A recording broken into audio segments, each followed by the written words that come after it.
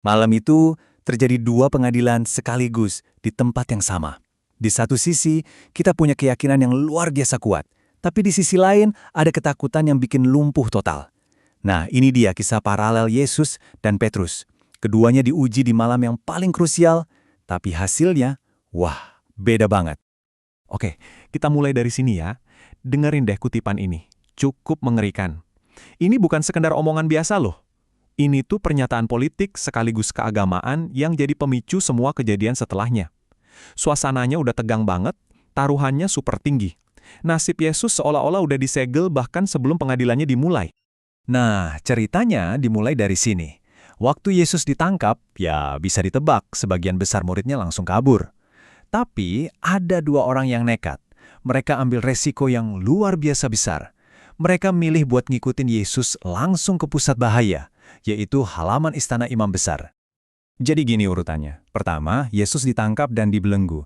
Terus, dia dibawa ke Hanas untuk diinterogasi. Nah, yang paling menarik perhatian di sini tuh langkah ketiga. Lihat deh, Simon Petrus dan satu murid lain itu mengikuti. Artinya, Petrus nggak sengaja kejebak di sana.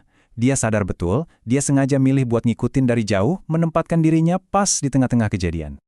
Dan disinilah, dua cerita ini berjalan barengan secara paralel. Coba bayangin, di dalam istana, Yesus lagi menghadapi pengadilan resmi. Sementara di luar, di halaman yang dingin, cuma diterangi api unggun, Petrus menghadapi pengadilannya sendiri yang sama sekali nggak resmi. Yang satu tentang kebenaran ilahi, yang satunya lagi tentang kerapuhan manusia. Oke, kita intip ke dalam dulu ya. Situasinya formal banget. Imam besar mulai nanyain Yesus, intinya soal dua hal, para pengikutnya dan ajarannya. Jelas banget ini upaya mereka buat nyari-nyari kesalahan, buat nemuin alasan apapun yang bisa dipakai untuk menghukum dia. Dan jawaban Yesus di sini, wow, luar biasa. Dia nggak defensif, nggak juga ngajak debat. Malah sebaliknya, dia dengan berani bilang, aku bicara terus terang kepada dunia. Nggak ada agenda tersembunyi. Dia seolah-olah nantang balik. Coba aja tanya sama orang-orang yang udah dengar aku ngajar. Kelihatan banget kan? Dia teguh banget sama kebenaran yang dia bawa. Nah, sekarang kita pindah keluar ke halaman. Kontrasnya kerasa banget. Di dalam, Yesus berhadapan sama petinggi agama. Di luar, ujian pertama Petrus malah datang dari orang yang paling nggak disangka-sangka. Seorang pelayan perempuan yang jaga pintu. Bukan interogasi serius loh, cuma pertanyaan simpel aja. Pertanyaannya santai banget kayak basa-basi, bukankah engkau juga? Tapi, lihat jawaban Petrus, cepat, tegas, dan bohong total. Bukan, cuma gitu doang. Dalam sekejap, semua janji setia yang pernah dia ucapin kayaknya langsung runtuh cuma karena tekanan sekecil ini. Oke, sekarang kita masuk ke puncaknya nih, klimaks dari dua cerita ini. Yesus dibawa menghadap penguasa Romawi, yaitu Pilatus. Di situ, dia ngejelasin kerajaannya itu kayak apa. Dan di saat yang sama, di luar, ujian buat Petrus sampai ke titik paling tragis. Percakapan mereka ini menarik banget. Pilatus nanya, kamu ini raja orang Yahudi?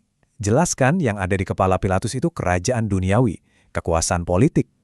Tapi jawaban Yesus itu membalikkan semuanya. Kerajaanku bukan dari dunia ini. Dia ngomongin tentang kerajaan yang sama sekali beda. Dan ini dia intinya.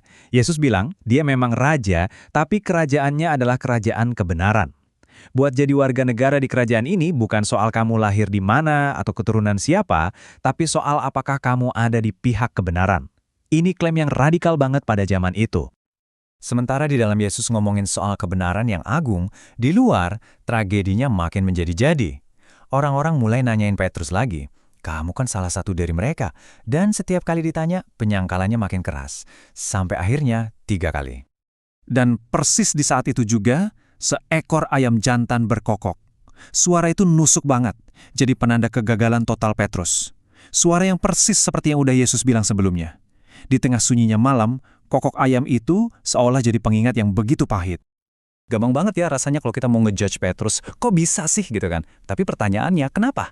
Kenapa murid yang paling semangat, yang paling vokal bisa jatuh sejatuh-jatuhnya? Nah, kalau kita coba bedah, jawabannya itu ternyata dalam banget, menyangkut soal inti dari iman itu sendiri. Nah, ini dia akar masalahnya.